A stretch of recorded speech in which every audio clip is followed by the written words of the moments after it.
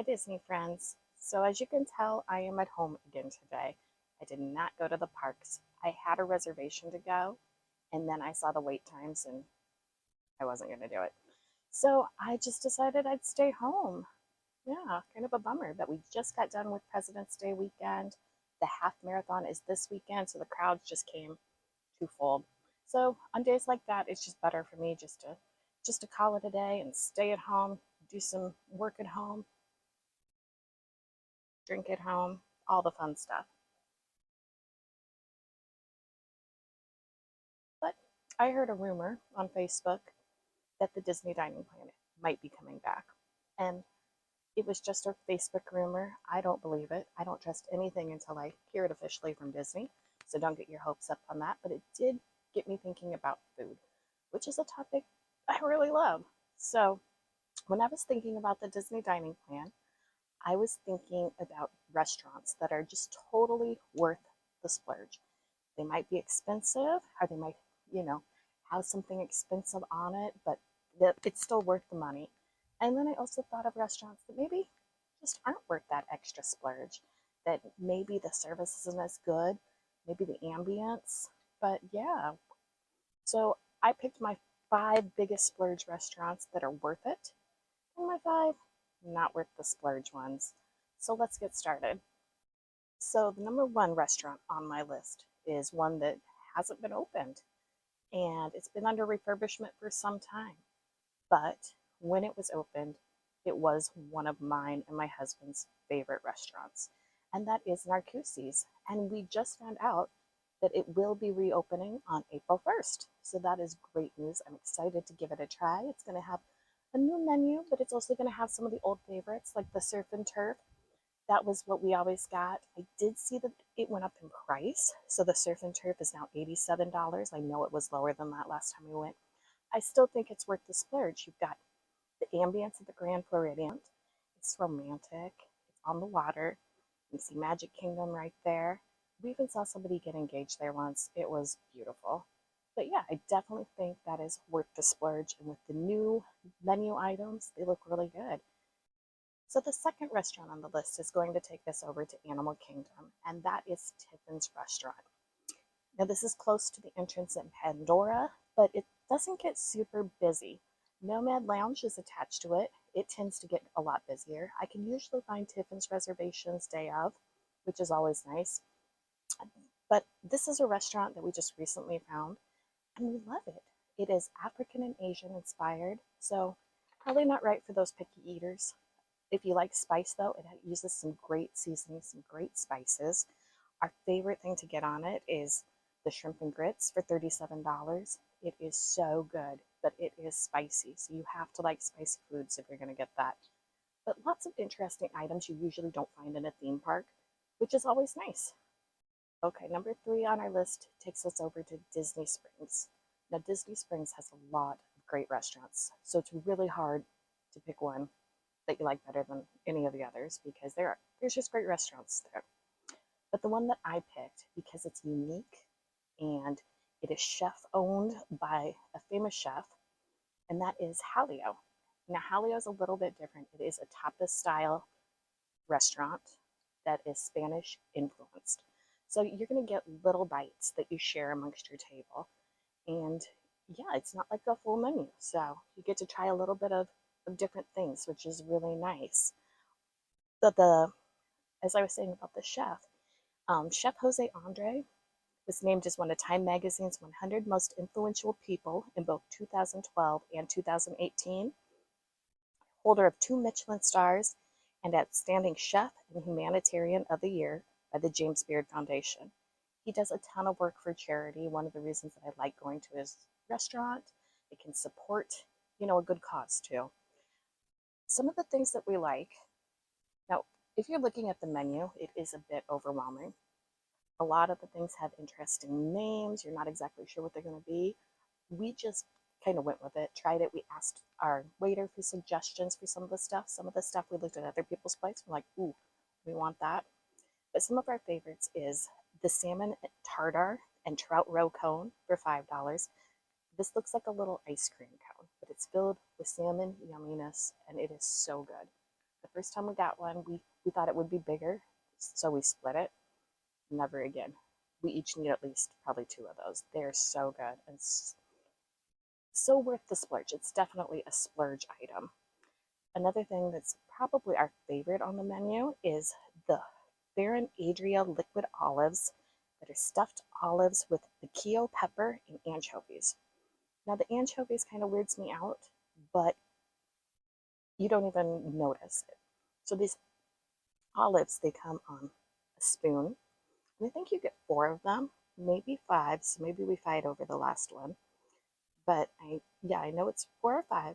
They come on a little spoon, and you take the spoon, put the whole thing in your mouth, and the olive just pops out all of this yummy goodness.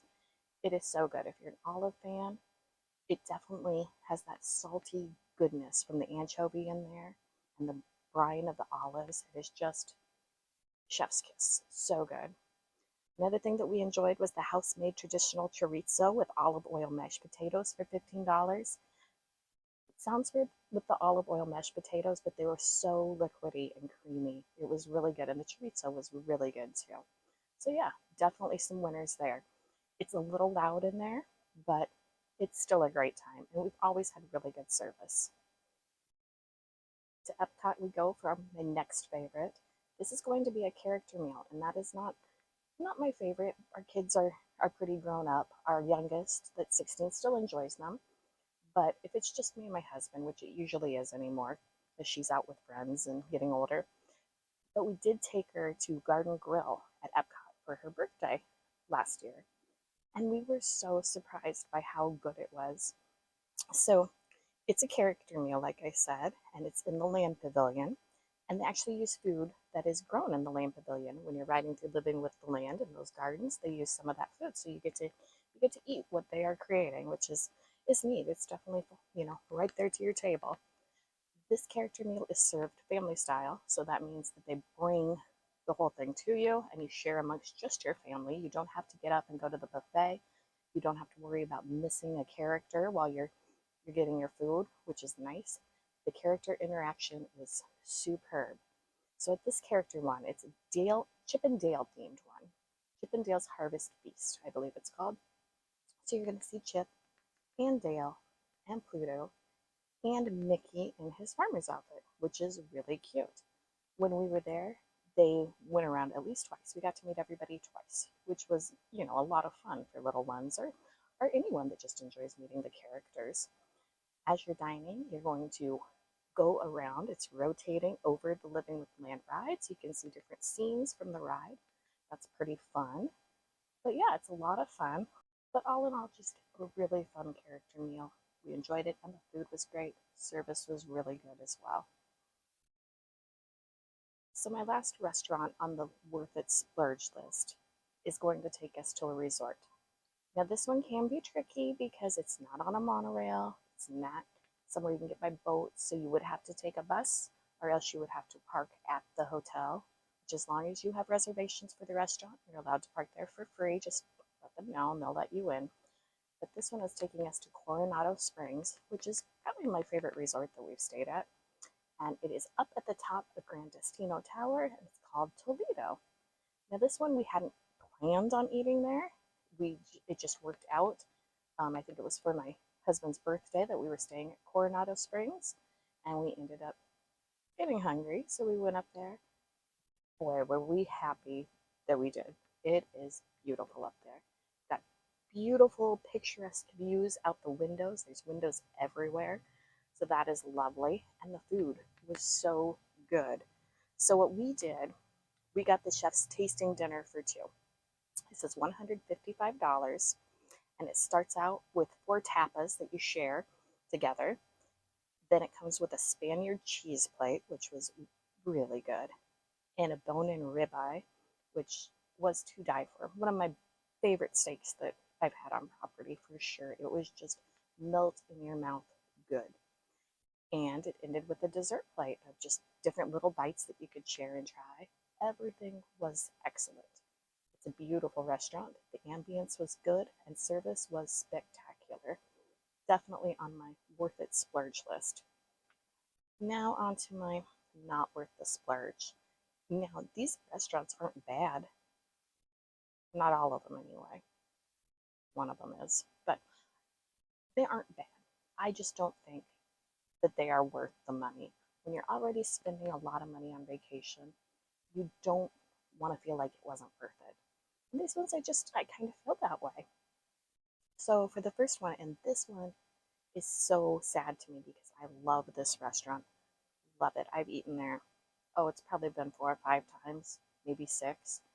And the views are beautiful, but this is at the Contemporary Hotel, their flagship restaurant, California Grill. And this is a recent one on the not splurge list because I love that restaurant.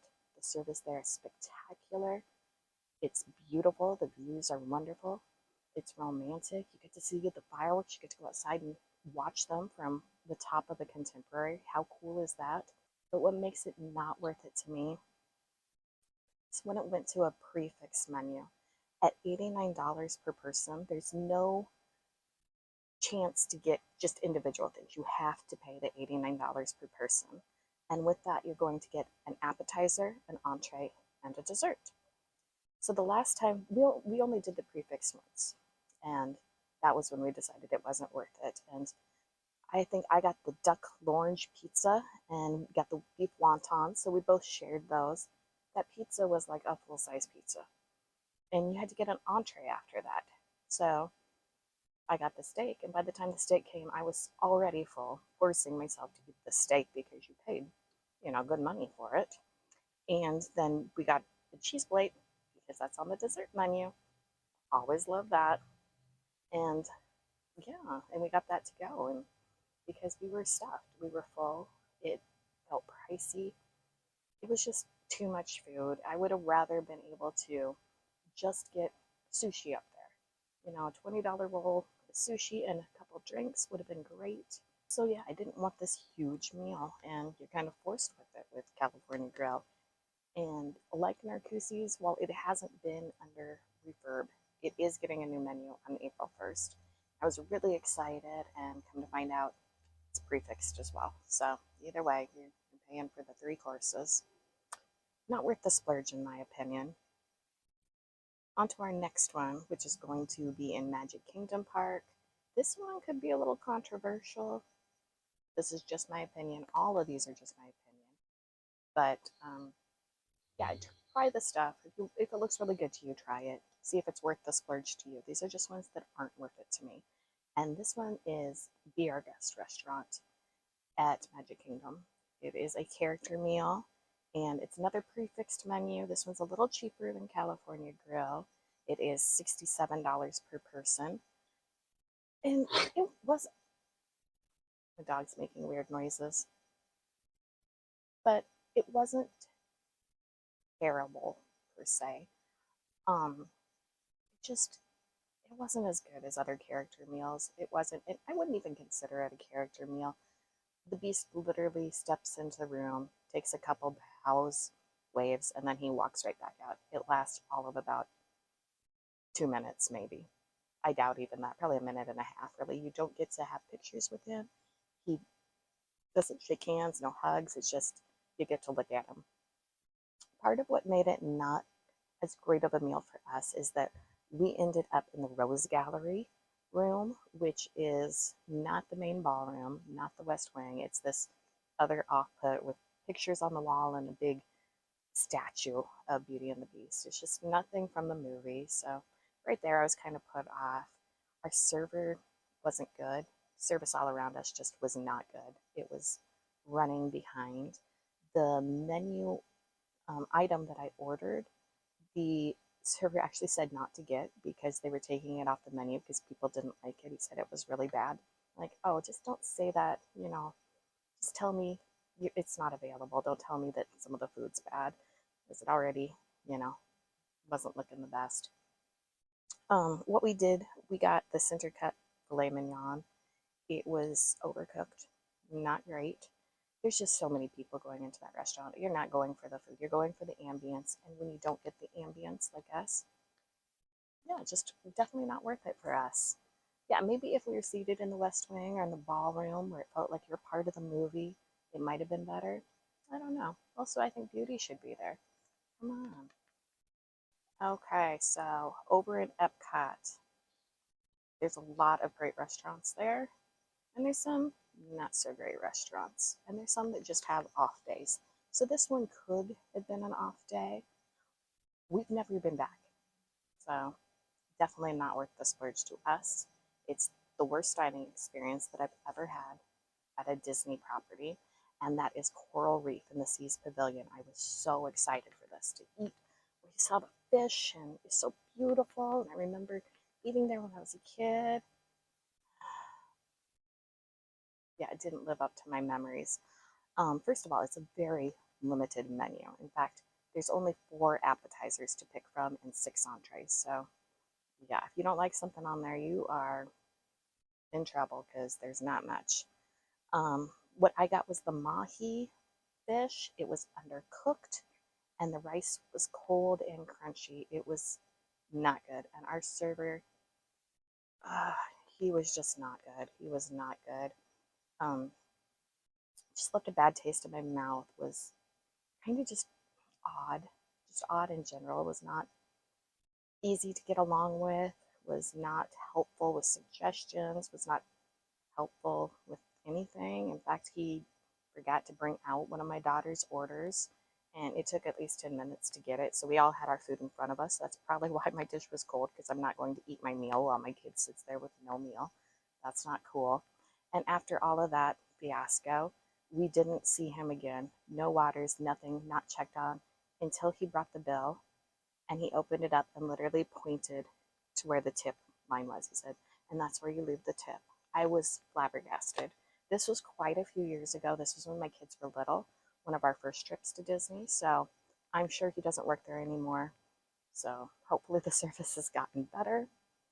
But the dessert I had was a Bailey's almond and Jack Daniel's mousse, which, you know, I like. I like whiskey. I like alcoholic tasting drinks. I like alcohol.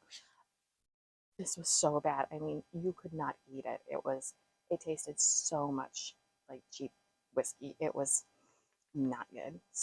So needless to say, that is one you're probably not going to see us at. Okay, for number 4, this is one,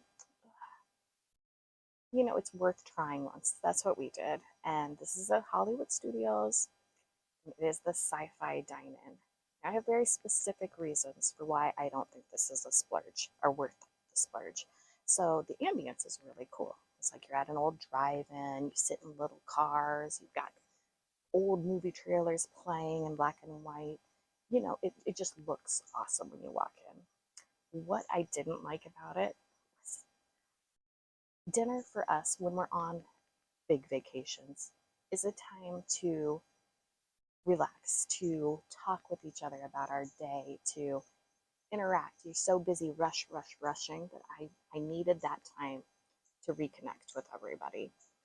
And with our girls being small at the time, Dad and one of them sat in front of us, and the other one sat next to me, so we couldn't talk with each other. All I could see was my husband's back, which I did not really like. And it's so dark in there. It is so dark. You cannot see what you're eating. I couldn't see to help my little one. She was very little at the time. Help her cut her food up. It was just not for us. And it's pricey. I was looking at the menu, and it's mainly burgers on there. And the cheapest one is $21, and that is just for a basic bacon cheeseburger. I just know it's not worth it. It's really not. Maybe if you go in and just get a dessert, and maybe if you just walk in and look at it, that's worth it. But the food and the actual dinner service, not great. So last on my list, this is a hard one because I love this restaurant. And it is at Epcot. It is in the Canada Pavilion. It's the Cellier. And I know I'll get flack for this, but it's a beautiful restaurant. It's pricey, but that's expected. It is steaks. It's about the only place, in a park that you can get a really good steak. So I get that. But what I didn't like about it was that you're just not getting the ambience. You have screaming toddlers running around. You have, people that are just worn out in general, people in their park gear. And if I'm going to pay that much for a steak, I want the ambience. I want the mood lighting. I want it to be, nice. And while it's beautiful and nice in there, it's just it takes you out of the fine dining zone when you have to deal with other park guests who maybe aren't in the same zone that you are in. So, in my opinion, steak wise, there's better places outside of the parks. I love shoeless steaks. Like I said, I love Toledo steaks. I'm excited to try Steakhouse 71. I have not been there yet and try one of their steaks. So, yeah, there's just better places. So, I guess, do you agree with me or disagree? Have any suggestions of your own? Drop it in the comments. Thank you for talking with me, having a drink with me. So, we didn't do the things, but we drank the drinks. Thanks for coming along. Bye.